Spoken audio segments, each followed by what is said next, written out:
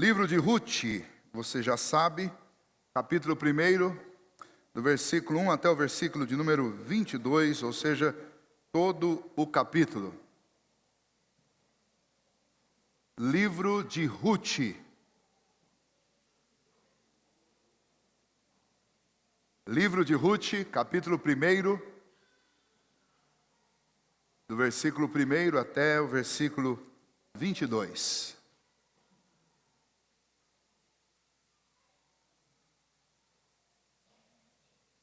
Vamos ler a palavra do Senhor e pedir que Ele fale conosco, não só conosco, estamos presentes aqui nesse momento de culto, mas com todos aqueles que nos acompanham através dos vídeos e pela internet.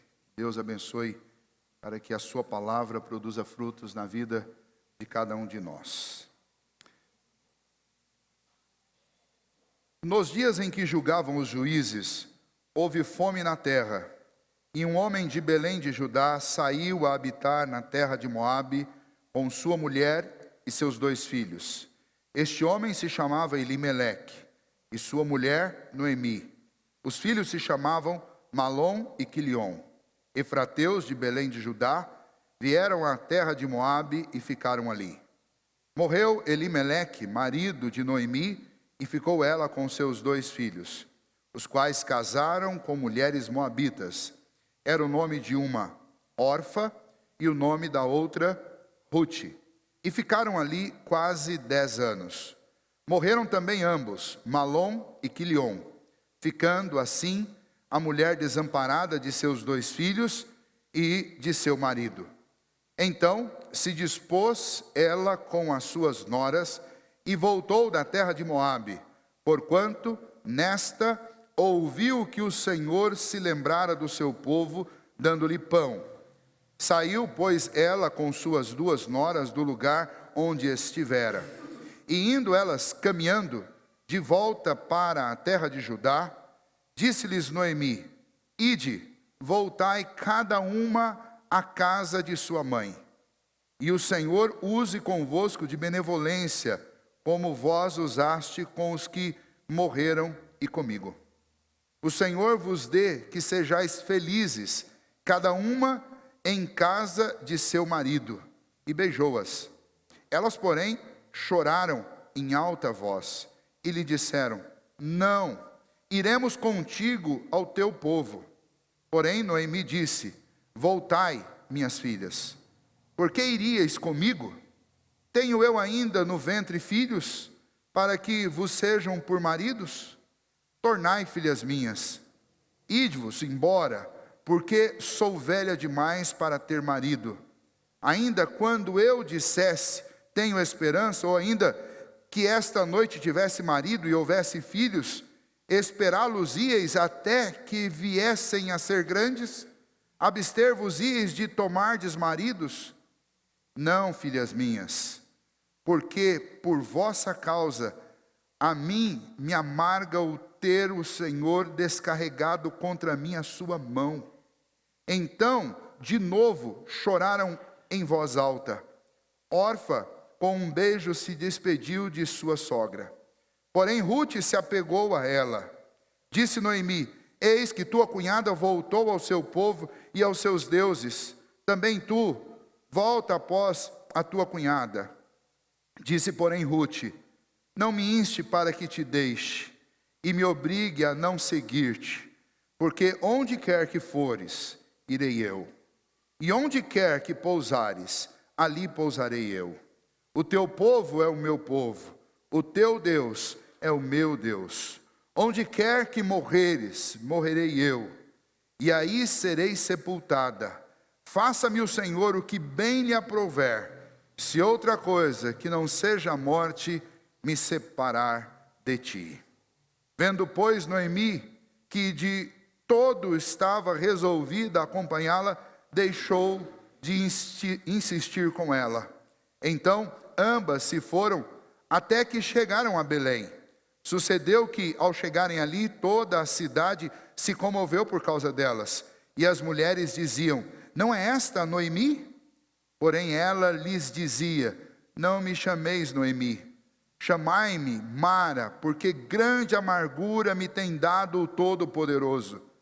Ditosa eu parti, porém o Senhor me fez voltar pobre. Porque, pois, me chamareis Noemi, visto que o Senhor se manifestou contra mim e o Todo-Poderoso me tem afligido? Assim voltou Noemi da terra de Moabe com Rute, sua nora, a moabita, e chegaram a Belém, no princípio da cega da cevada. Vamos orar mais uma vez. Ó Deus bendito, que essa história bela, registrada para a nossa edificação, que ela produza frutos no nosso coração. Que o Senhor, ó Deus, nos encontre nesta noite, em meio às nossas lutas, e fale conosco, ó Deus, é o nosso pedido em nome de Jesus. Amém. As lutas de uma família, as idas e voltas, as partidas e despedidas, os erros e os acertos. É sobre isso que esse capítulo do livro de Rute fala. Esse pequeno livro, eu já disse para vocês na introdução, traz a mais bela história de amor, contada em todos os tempos. Um amor romântico. A Bíblia é um livro disso também. E por trás de todo esse romantismo, um fundamento firme e forte do amor de Deus demonstrado para com o seu povo. E essa história é a história de um Deus grande, todo-poderoso, trabalhando através da vida comum de uma família comum, como a minha e como a sua. Não é uma história de algo que é absolutamente inédito. É uma história das lutas de uma grande família, ou de uma pequena família, como a minha e como a sua. E isso mostra que o nosso Deus, que é o Senhor soberano sobre todas as coisas, como lemos no Salmo 113, é aquele que se assenta num alto e sublime trono, ainda assim, com toda a sua majestade e grandeza, ele se interessa pelo que acontece na vida de uma família comum, como a minha e como a sua, e como a família de Elimeleque e Noemi. Essa história foi registrada para que a gente soubesse disso, que Deus trabalha no meio de todas as famílias. Nós gostamos das histórias dos reis, como o rei Davi, que foi citado aqui. Mas Deus não é Deus só dos grandes reis, nem dos grandes nomes da história. Deus é Deus das pequenas famílias. Deus é o Senhor dos anônimos. Deus é o Senhor da minha casa e da sua casa. Ele conhece as nossas lutas e sabe de cada uma delas. A família de Elimeleque enfrentava uma dura situação, e a situação era a situação do desespero. O último versículo do livro de Juízes diz que essa liderança estabelecida por Deus, chamada de juízes, nesse período da história, que foi um período de aproximadamente 350 anos, desde a chegada de Josué e Calebe na terra da Palestina, na terra de Canaã, até a eleição ou a escolha do primeiro rei. Nesse período de 350 anos, Deus estabelecia líderes para dirigirem o povo, para serem transmissores das suas orientações para o povo e para julgar no meio do povo as questões que surgissem. Mas nesse período, por falta de uma liderança firme, o povo vivia altos e baixos, e o povo sofria duramente pela falta de uma governança na terra, por uma falta de liderança naquela terra. A falta de liderança deixava o povo à vontade para cada um fazer o que quisesse. E quando cada um faz o que quer, cada um decide o que quer acreditar e o que quer fazer, e infelizmente o que se estabelece é um estado de caos, um estado de calamidade. Nesse período de calamidade, infelizmente, o povo sofreu não apenas com a falta de estrutura interna do povo, da nação, mas sofreu pela falta de um governo sólido por parte dos homens, daqueles que lideravam. Infelizmente sofreu também muitos ataques externos. E no período desses ataques externos, que foram oferecidos pelos midianitas, inclusive pelos próprios moabitas, muita coisa ruim aconteceu. Seus rebanhos foram tomados, sequestrados, suas plantações eram constantemente queimadas. Por fim, os próprios moabitas roubaram a posse da terra onde se plantava, das lavouras. Deixaram para o povo o lugar onde não dava para plantar e onde não se produzia nada. As terras produtivas tinham sido saqueadas pelos estrangeiros que viviam em torno desse povo hebreu, desse povo de Israel. E o resultado é que nesses dias aqui, o povo passava fome. A cidade de Belém tinha recebido este nome porque era um lugar de fartura. Era um lugar onde havia muito cereal e havia muito pão. Era um lugar onde as pessoas tinham fartura.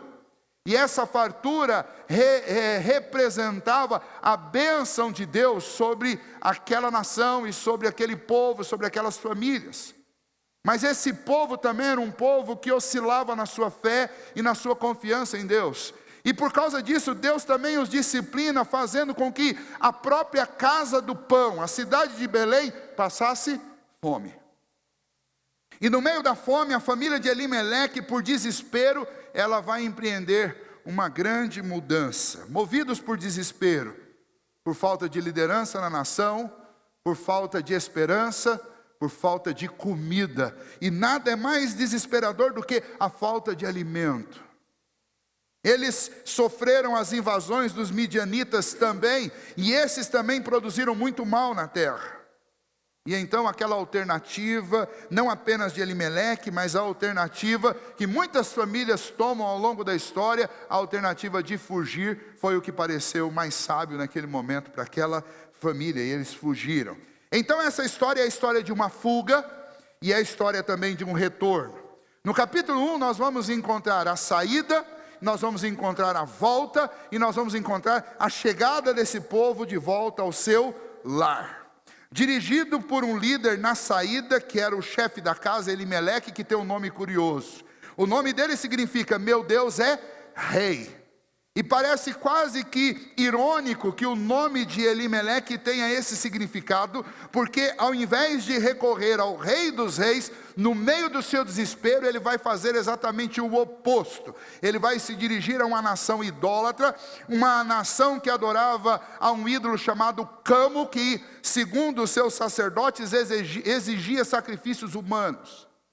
Vai se dirigir a uma nação que havia dominado as suas terras durante 18 anos, você pode ler sobre isso lá no capítulo de número 6 do livro de Juízes. Você vai ler sobre essas dominações nesse livro e você vai descobrir quão mal os moabitas fizeram para os judeus, para esse povo de Deus. E é exatamente para lá que aquele que tem um nome que significa Deus é o meu rei, ele vai buscar socorro. Se Deus é o seu rei, por que ele vai para a terra de Camos? É irônico, mas ao mesmo tempo é disciplinar isso. Porque esse livro é o livro que conta a história do que acontece com alguém que é de Deus, quando essa pessoa desiste de esperar o socorro de Deus e vai buscar o socorro na terra dos ídolos, longe de Deus. Você já fez isso? Nós estamos passando por crises no nosso país também. E volta e meia a gente ouve alguém dizer, olha, melhor mesmo é mudar para os Estados Unidos. Tem muita gente correndo para lá. Muita gente que diz, se fulano de tal, ou dizia pelo menos, ganhar as eleições, eu vou embora desse país. E aqui não há mais esperança. E nem chegou a faltar pão. Mas já tem muita gente fugindo. Mas quando você vai conversar com famílias que estão vivendo esse drama, que é o drama da imigração, você vai descobrir, em pouquíssimo tempo, pelo próprio testemunho dessas pessoas, que o dinheiro ganho em outras nações, em outras economias, não compensa o desgaste de viver distante da família e o desgaste de ser humilhado pela situação de imigração. Mas esse não é o ponto para nós. O ponto para nós é que essa linda história começa com uma atitude desastrosa, que é a atitude de fuga. E então a primeira parte desse texto nos apresenta essas lutas desta família da seguinte maneira. Do versículo de 1 a 5 nós vamos encontrar uma mudança errada. Quem já mudou de forma errada na vida? Tomou um rumo e depois teve que voltar atrás porque o rumo foi errado. Tomou uma decisão precipitada. Tomou uma decisão e um caminho que não era a vontade de Deus. Que não era o plano de Deus para a sua vida. Isso acontece muitas vezes na nossa vida. E Elimeleque fez isso. Ele tomou a decisão de ir para Moabe. E uma decisão absolutamente equivocada. Primeiro porque ao invés de buscar uma terra que pudesse lhe dar pão, ele deveria ter buscado pão naquele que é o Senhor que faz todas as coisas. Que é o Deus de onde vinha, e ele é a fonte da disciplina que eles estavam enfrentando lá em Belém. Ele deveria ter buscado a esse Deus. Mas eu concordo que é muito fácil para nós aqui dizer qual foi o erro que ele cometeu. Porque nós estamos fora da história e além da história. Mas a questão é quais são os erros que nós estamos cometendo. Os nossos planos errados, as nossas mudanças erradas. É fatal que isso aconteça na nossa vida. E o que estava acontecendo naquela família era exatamente isso. A fome e a pobreza os colocaram em desespero. No meio do seu desespero, eles tomaram uma decisão precipitada. E eles se mudaram, deixaram aquela sua terra e foram para uma terra de pessoas que eram inimigas a eles e a fé que eles tinham, ao Deus que eles serviam. O resultado foi que, quando o problema era apenas pão, eles estavam numa situação que nós podemos chamar de uma situação boa. Mas na sua mudança, quando eles saem com uma condição financeira muito boa. Como que a gente sabe disso? A gente sabe disso quando você vê a declaração de Noemi no retorno, quando ela diz: não me chamem mais de Noemi, me chamem de Mara, porque ditosa eu saí daqui e agora eu voltei pobre. Ela está usando a palavra ditosa como antônimo de pobreza. Portanto, ela está dizendo que ela saiu dali rica. Ela não tinha como comprar pão porque não tinha pão, mas eles tinham recursos. Então provavelmente essa família era uma família abastada. Provavelmente a família de Elimeleque era uma família importante, uma família conhecida lá em Belém. E eles se mudaram de lá. E então o único problema que eles tinham não era a pobreza particular deles, mas era a pobreza da cidade, que era a casa do pão e não tinha pão. E então aquele problema que era o problema da fome, era um problema pequeno perto dos problemas que eles vão enfrentar a partir daí. Porque a partir daí o que acontece com eles é que não apenas fome, mas eles vão ter que enfrentar a morte. Quando nós entramos lá no 3º versículo, nós já descobrimos que Elimeleque, chegando lá em Moabe, ele morre. Nós não sabemos por que ele morreu. Não sabemos se foi simplesmente uma enfermidade, não sabemos qual foi a circunstância em que ele morreu, mas o texto diz que ele morreu. Talvez ele foi até assassinado, nós não sabemos, mas ele morreu. E depois disso, os seus 2 filhos, Malom e Quilion, se casaram. E quase 10 anos depois que eles se casaram, o que acontece é que eles também morrem. Perdas sucessivas nessa família. O quadro deles é que, por causa de uma mudança equivocada, eles fugiram da fome, mas encontraram a sepultura. Por causa dessa mudança deles, eles fugiram de um lugar onde eles não tinham pão, mas tinham segurança, e foram para um lugar onde eles ficaram completamente inseguros e começaram a enfrentar perdas após perdas. E só pensando nestes 5 versículos, você pode logo tirar algumas lições para o seu coração, e nós temos que fazer essa lição de casa. Nós falamos sobre isso semana passada, eu quero rapidamente repetir um resumo disso. Olhando apenas para essa situação, nós já aprendemos que fugir das crises não é uma boa solução. Eu disse para vocês semana passada que há pelo menos 3 maneiras de você lidar com a crise. Uma delas, que é a maneira de Elimeleque, é fugir da crise. A outra maneira é você enfrentar a crise, mas enfrentar se lamentando, reclamando, chorando, sufocado. E a terceira maneira é você aproveitar a crise, para que você cresça com ela. E essa deveria ser a atitude de Elimeleque, como alguns outros personagens das Escrituras fazem. Mas eu não sei o que você tem feito com as suas crises, mas eu gostaria de te desafiar nessa noite, e quero orar com você nessa noite, e pedir ao Senhor, que o Senhor nos ajude a aproveitar as nossas crises, para que a gente cresça. Essa fuga deles, essa mudança errada deles também, nos faz lembrar do que a palavra de Deus diz, a respeito dos nossos planos. A palavra de Deus diz que o coração do homem faz planos, mas a resposta certa vem do Senhor, e eu não posso dar um passo com a minha vida ou com a minha família sem que eu tenha a mais absoluta certeza de que Deus já me respondeu e confirmou esses planos.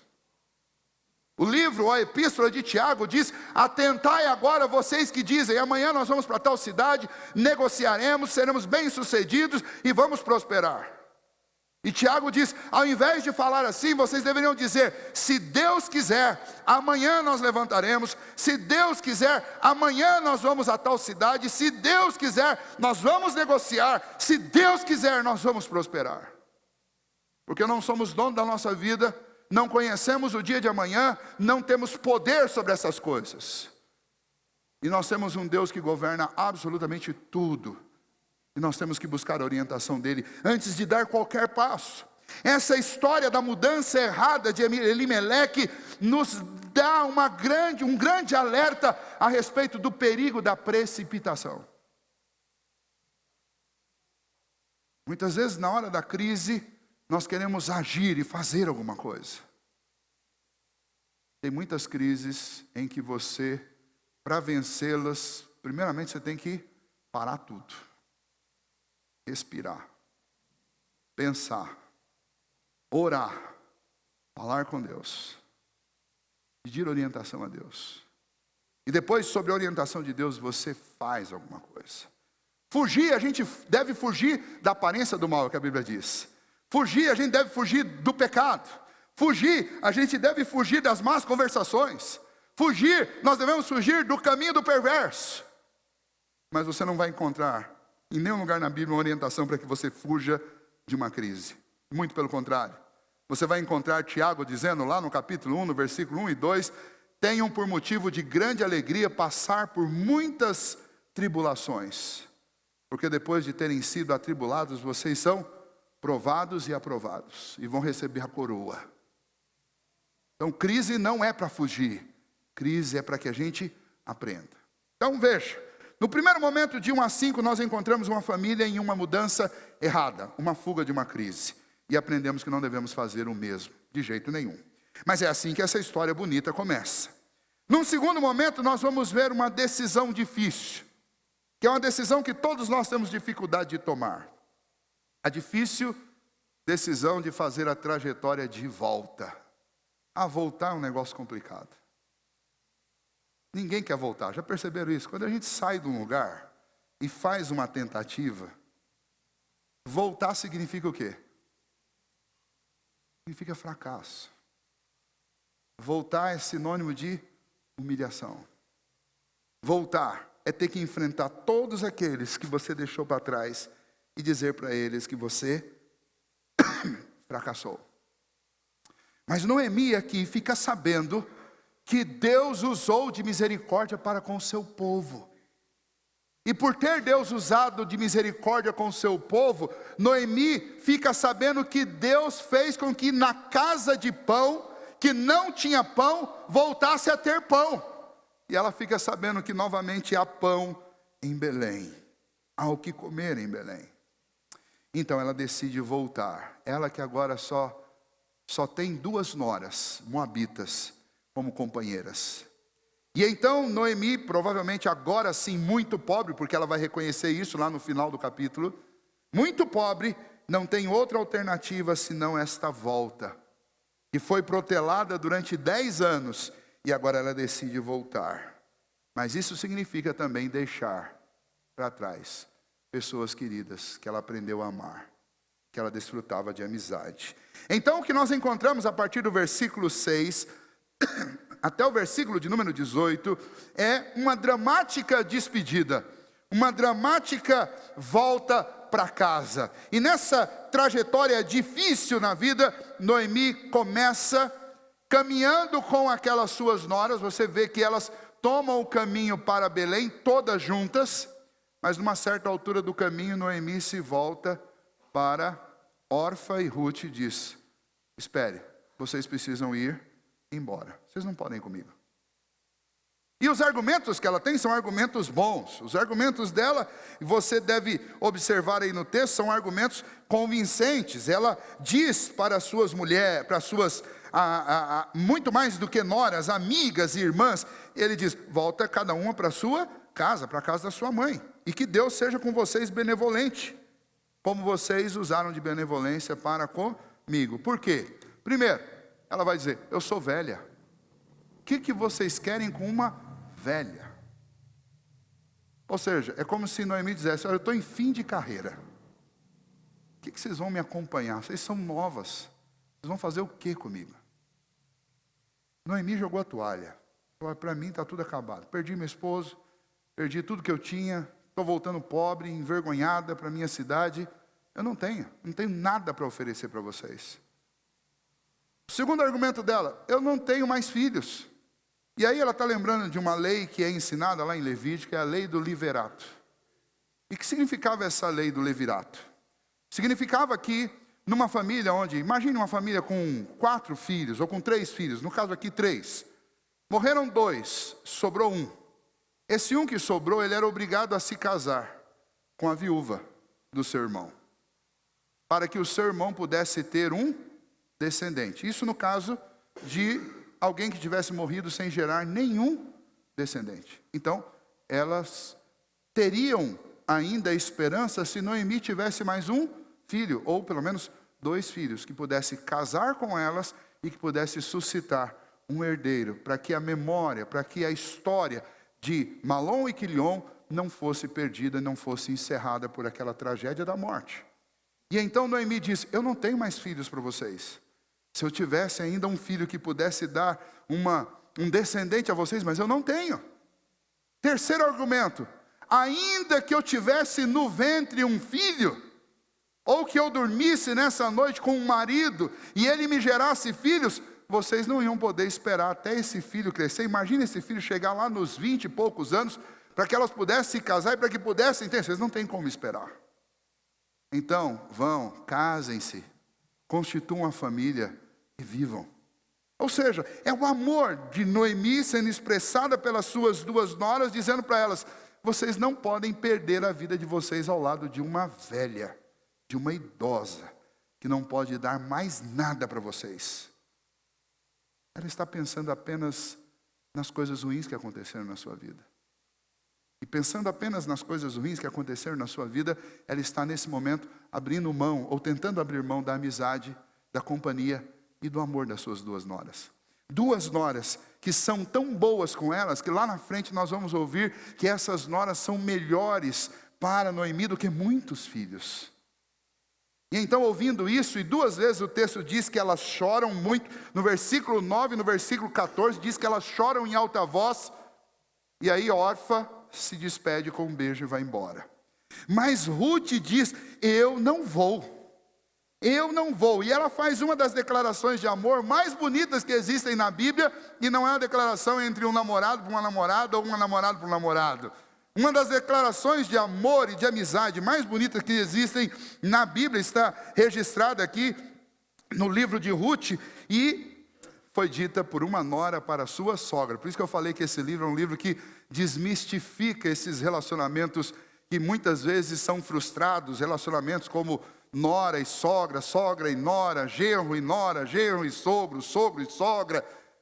Esse texto desmistifica isso, porque esse texto mostra que aonde existe amor, tudo dá certo, tudo pode dar certo, porque o amor e a amizade vence essas dificuldades.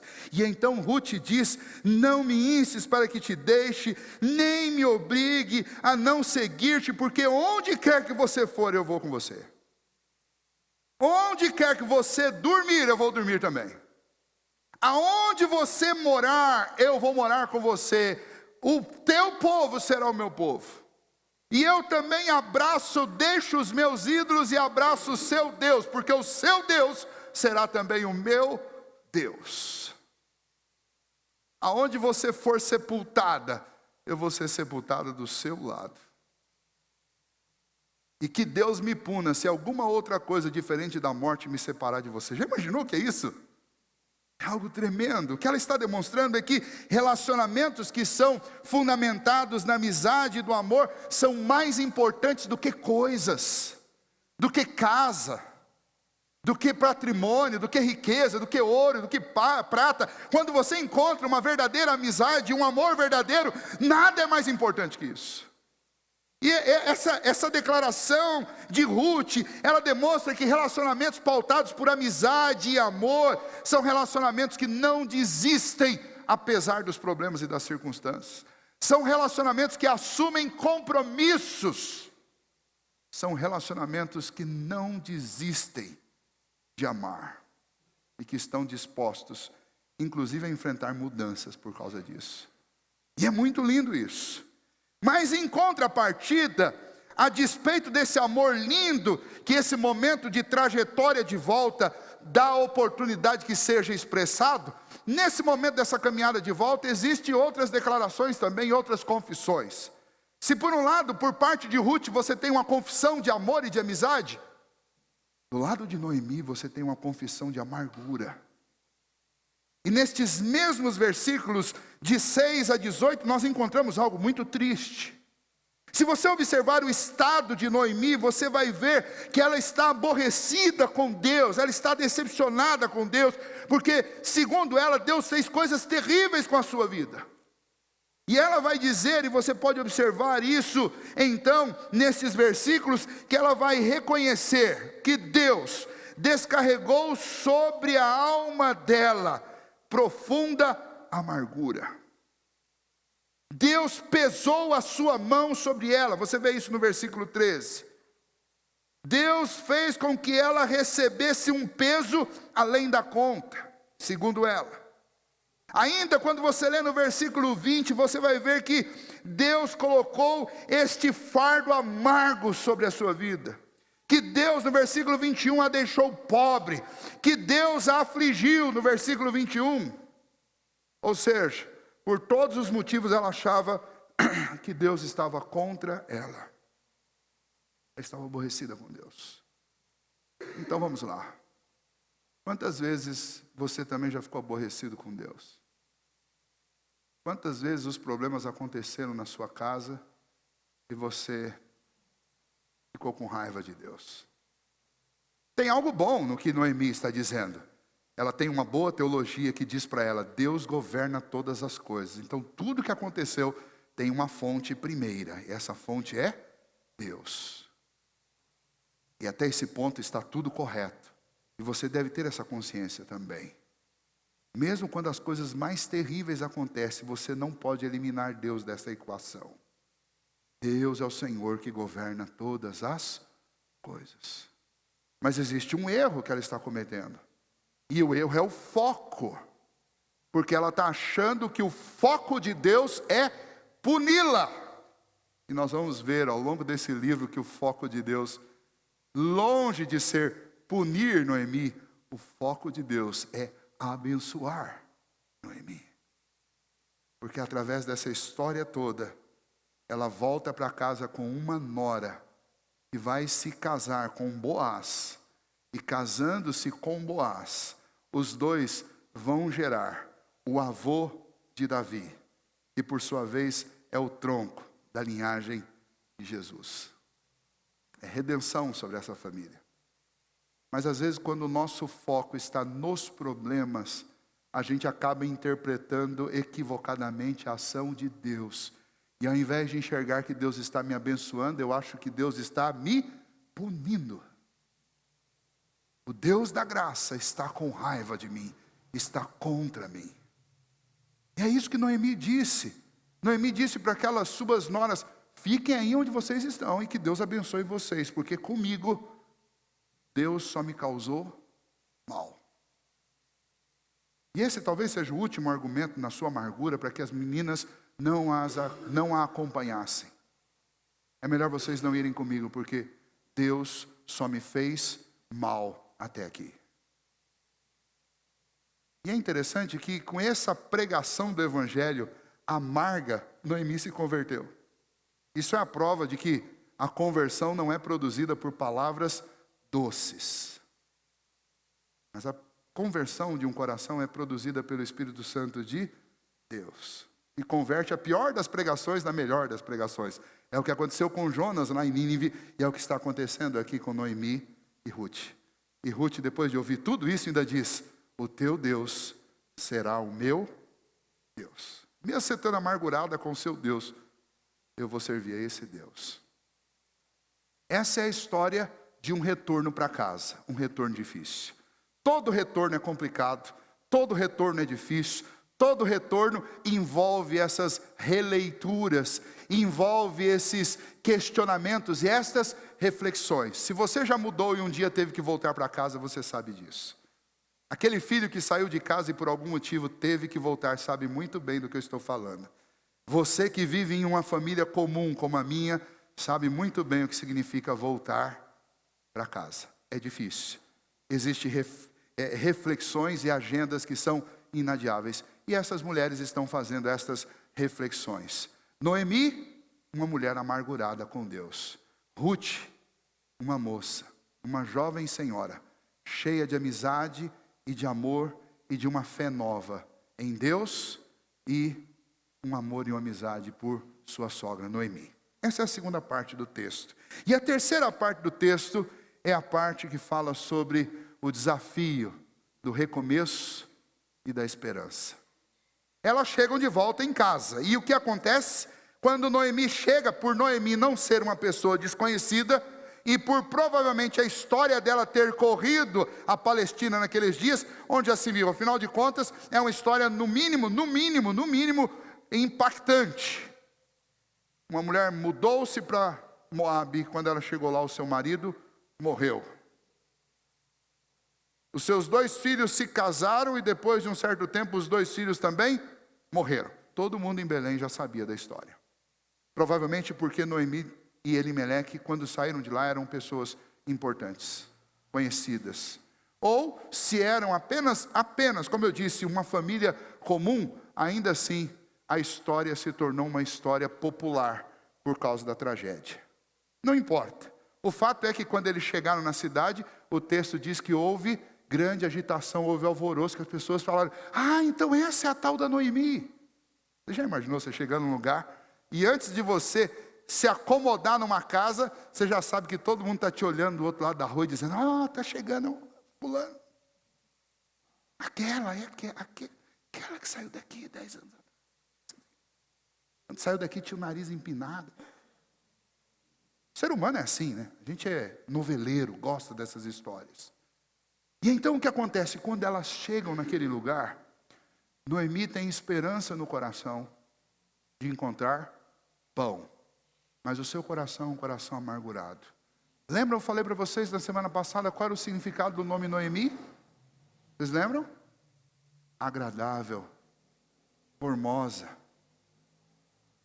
E logo que ela chegou e as pessoas começaram a comentar: Noemi, Noemi, ela diz: não me chamem de Noemi, me chamem de Mara, porque Deus me fez amarga. Mara significa amarga. Novamente ela começa a falar contra Deus. Deus me fez amarga. Nessa chegada em Belém, nós encontramos no lamento de Noemi uma doença no próprio coração, nutrida com muitas lutas e perdas contra o próprio Deus. Mas Deus é tão bom que no retorno delas, Deus, com a sua santa providência, vai cercar de esperança a vida daquelas mulheres. Como que você pode saber disso ainda aqui no capítulo 1? Por causa da última frase desse versículo 22. Elas saíram, ou Noemi saiu de lá por fome, e agora ela voltou, e quando ela chegou em Belém, ela chegou no princípio da cega da cevada. Ela chegou no momento em que a fartura começava a ser colhida na terra. Acaso? Jamais. Para Deus não existem acasos. Santa providência de Deus. porque ao colher espigas de cevada que vão ficar pelo caminho, Noemi vai ter um encontro com o amor da vida dela. Ruth vai ter um encontro com o amor da vida dela. Um resgatador, que vai ser o seu marido, que vai trazer não só abundância de comida, segurança e alegria para o coração de Ruth e de Noemi, mas que também vai fazer com que essa história jamais seja esquecida. E a prova disso é que nós estamos falando sobre essa história hoje. Então essa saída, essa fuga, essa mudança errada, essa volta cheia de reflexões difíceis e essa chegada no meio da agitação, com o coração cheio de amargura, mas na expectativa de que algo novo acontecesse, nos ensinam pelo menos algumas lições que eu gostaria que você levasse para a sua casa e que todos nós temos que levar nesta noite, além daquelas que eu já citei. De forma prática, eu queria fazer alguns apelos ao seu coração. Primeiro deles, nós encontramos em Noemi uma pessoa que fazia muitas reclamações, e reclamava de ninguém, mais ninguém menos do que do próprio Deus. Então quero fazer um apelo a você, inspirado nessa história, que é uma linda história. Pare de reclamar. Pare de reclamar da vida. Pare de reclamar de Deus. Pare de reclamar das circunstâncias. Pare de reclamar dos problemas. Nós reclamamos demais. E nós reclamamos das circunstâncias ruins e dos problemas porque nós voltamos os nossos olhos para as circunstâncias ruins e para os problemas, e enquanto nós estamos olhando para as coisas ruins, nós não enxergamos as coisas boas que Deus está fazendo na nossa vida. E Deus, apesar dos erros e tropeços daquela família, Deus estava fazendo coisas maravilhosas na vida deles. Provérbios 31 fala a respeito da mulher virtuosa. E fala que bem-aventurado o homem que acha uma mulher virtuosa. Os dois filhos de Noemi, Malom e Quilion, os dois foram abençoados por Deus, porque os dois encontraram mulheres virtuosas na terra de Moabe. Tão virtuosas, que mesmo após a morte deles, elas continuaram a ser bênção e virtuosas na vida de sua sogra. Noemi encontrou naquelas duas mulheres uma amizade que ela não tinha em lugar nenhum antes. Noemi foi usada por Deus para salvar Ruth, que se torna bisavó de Davi e que entra na linhagem do próprio Senhor Jesus. Quantas milhões de mulheres existiram ao longo de toda a história do Antigo Testamento? E Ruth foi agraciada por fazer parte desta família, desta grande família. Lendo a história da família do Senhor Jesus, lá em Mateus, de trás para frente, nós vamos encontrar este nome, Ruth. E Ruth só está lá por causa da mudança equivocada de Elimeleque e Noemi. Ruth só está lá por causa da amizade e do amor de Noemi. Deus estava fazendo coisas boas na vida de Noemi enquanto os problemas estavam acontecendo? Sim, Deus estava fazendo coisas boas. Deus está fazendo coisas boas na sua vida enquanto os problemas estão acontecendo? Sim, Deus está. Então tire os olhos do problema, para de reclamar das crises e olhe para o Senhor e veja o que Deus está fazendo no meio das suas crises. É isso que esse capítulo 1 de Ruth nos ensina. Além disso, esse capítulo 1 do livro de Ruth nos ensina também que Deus não está contra nós, mas Deus está trabalhando por nós. Nós lemos isso lá em Isaías, no capítulo 64, versículo 4. Nunca antes se ouviu falar de um Deus que trabalha por aqueles que nele esperam. Deus não luta contra você, Deus trabalha por você. Deus não é seu inimigo, Deus é seu amigo. Deus não tem ódio de você, Deus ama você. Se alguma coisa está dando errado na sua vida, não põe a culpa em Deus. A culpa é o sentimento de dolo. Não, Deus não tem culpa. E coisas ruins estão acontecendo na sua vida, obviamente que tem o governo de Deus sobre isso, mas a intenção de Deus não é te prejudicar. A intenção de Deus é te salvar. E às vezes a gente precisa ser salvo da gente mesmo. Por isso que surgem problemas na nossa própria vida. Para que nós sejamos salvos do nosso orgulho, do nosso egoísmo, da nossa altivez. E Deus precisa trabalhar no nosso coração. Então, Noemi estava errada, porque ela achava que Deus estava contra ela, quando Deus, na realidade, estava lutando por ela. Por último, pare de se vitimizar diante dos problemas. Nós somos uma sociedade que aprendeu essa coisa triste. Triste, não tem outra palavra para dizer, essa coisa triste, de todo mundo se achar vítima. Nós somos uma sociedade assim. Um outro nome para isso é o mimimi. Todo mundo é mimimi. E se já não bastasse a gente ser mimimi uns com os outros, porque ninguém pode olhar feio, ninguém pode falar, ninguém pode dizer a verdade, e falou, não gosta de mim, porque é preconceituoso, porque é isso, porque é aquilo, a sociedade das vítimas. Noemi está se comportando como uma vítima. Perceberam isso no texto inteiro? Porque Deus descarregou a mão sobre mim. Porque Deus me fez amarga. Porque Deus me afligiu. Porque Deus me tirou tudo. Porque eu era rica, agora eu sou pobre. E reclama, e reclama, e reclama. E no fundo das contas ela está se fazendo de vítima. Você, minha querida irmã, é filha do Deus Altíssimo. Você, meu querido irmão, é filho do Deus Todo-Poderoso, Senhor dos Exércitos. Você não é vítima. Você é um bem-aventurado. E esse termo bem-aventurado significa que você é um dos favorecidos.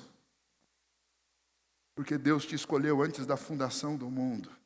E se você passa por lutas e provações, é porque Deus quer te aprimorar, acrisolar, forjar. Porque o que Ele tem para você é algo muito especial. Você é filho dEle, Ele quer que você seja nada mais, nada menos do que alguém parecido com o Filho de Deus.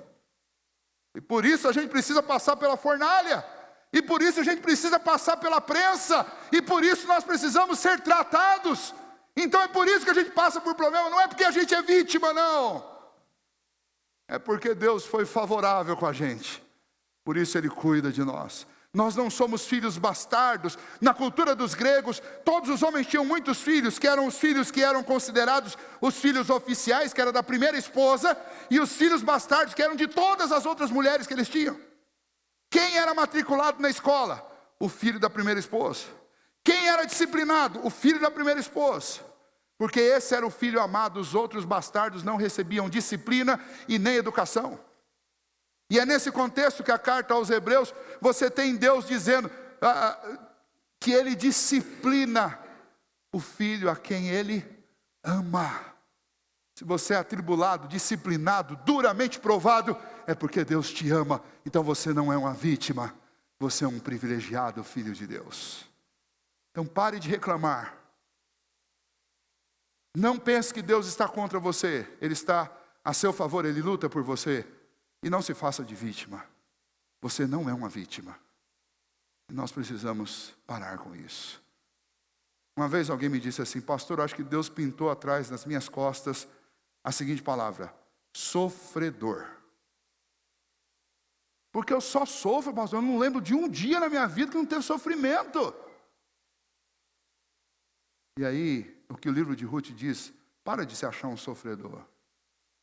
Você não é um sofredor. Você é um felizardo filho de Deus. Passar por lutas e provações, segundo Tiago, é uma bênção. Porque é assim que Deus vai melhorando a vida da gente. Pare de pensar que a sua situação é uma situação insolúvel, impossível de ser solucionada. Uma situação impossível. O nosso Deus é o Deus dos impossíveis. Noemi pensava assim: sou velha, não tenho mais filho, não tem como gerar filho. Então, está tudo acabado. Não pense assim. Nada está acabado diante do Deus do universo. Porque Ele mesmo diz: tudo é possível ao que crê. Amém? O livro de Ruth é um livro que fala a respeito das ações providentes de Deus, transformando o impossível em possível. Esse é o nosso Deus. Quero convidar vocês a ficarem em pé e nessa noite eu quero convidá-los para um momento de oração especial. Enquanto nós cantarmos aquele cântico Eis-me Aqui, o segundo que foi cantado, quando nós cantarmos esse cântico, se você quiser vir aqui, eu quero orar com você. Se você está sofrendo, está passando dificuldade, não consegue entender porquê do sofrimento, não consegue entender porquê do problema, não acha solução, está achando que Deus está contra você, ou está triste porque tudo que você pediu até agora parece que não veio. Eu quero que você venha aqui, eu quero orar com vocês, quero me juntar a vocês e orar e pedir que Deus nos ajude. Deus mudou a história de Noemi. Uma história de dor, de lágrima e de amargura vai se tornar uma história de doçura, de milagre e uma história de beleza por causa do amor de Deus.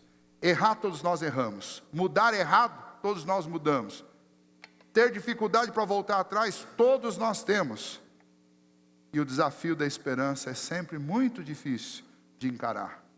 Mas com Deus, tudo é possível. Então, se você está sofrendo hoje, quero que você venha à frente. Nós vamos orar. Nós não somos vítimas. Nós somos agraciados com o cuidado de Deus. E como agraciados com o cuidado de Deus, como filhos, nós vamos clamar juntos. E pedir que Deus nos dê força no meio da luta.